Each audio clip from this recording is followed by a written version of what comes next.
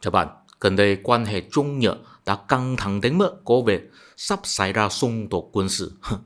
Nhưng theo ý kiến cá nhân mình, Trung Quốc chỉ là làm mẫu thôi. Và trên thực tế, hành động của họ mất phối hợp.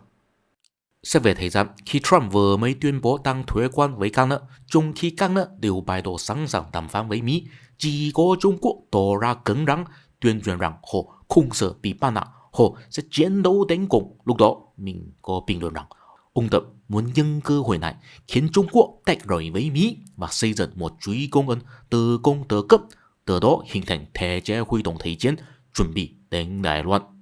Nhưng không lâu sau, Trung Quốc vẫn thỏa hiệp với Mỹ. Ở đây cho thấy ông Tập dù đã tập quyền như hoàng đế vẫn điều khiển không nổi toàn bộ bộ máy nhà nước theo ý ông để hoàn toàn đối đầu với phương Tây.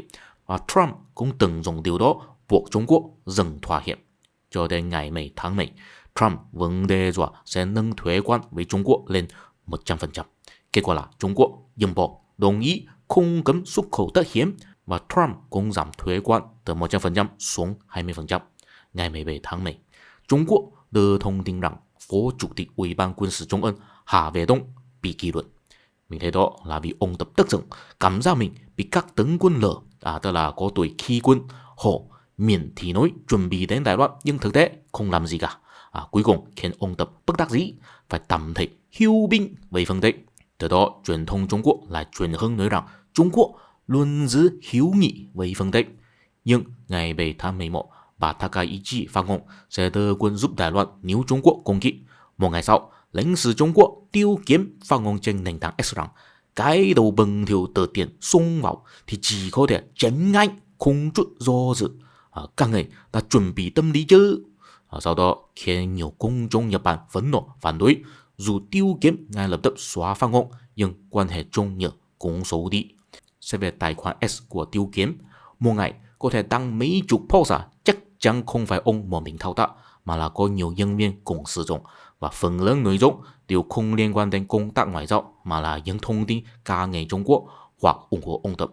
Ở đây cho thấy bình luận chém đầu đó khả năng cao không phải từ chính ông Tiêu Kiếm mà là do một nhân viên thiếu chuyên nghiệp.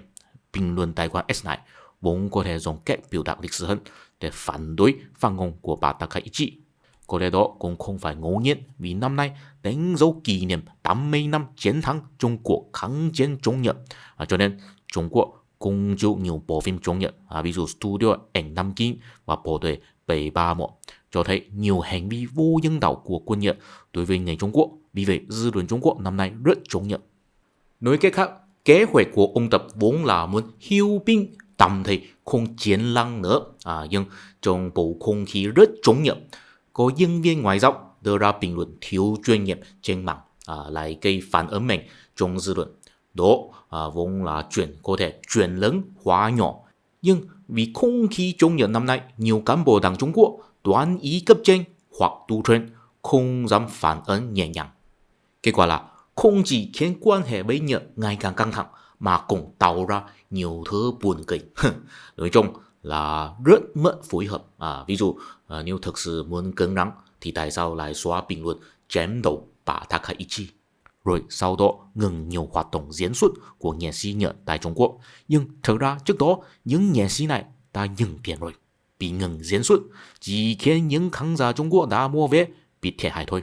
Sau khi bà Takaichi nói Nhật Bản luôn chấp nhận hiệp ước San Francisco, ý là Nhật Bản đã từ bỏ chủ quyền với Đài Loan, thì phát ngôn trước đó của bà có nghĩa là Nhật sẽ chống lại việc Trung Quốc phá hoại trật tự thế giới hiện tại được xác lập sau Thế chiến II, chứ không phải muốn khôi phục chủ nhà quân quốc.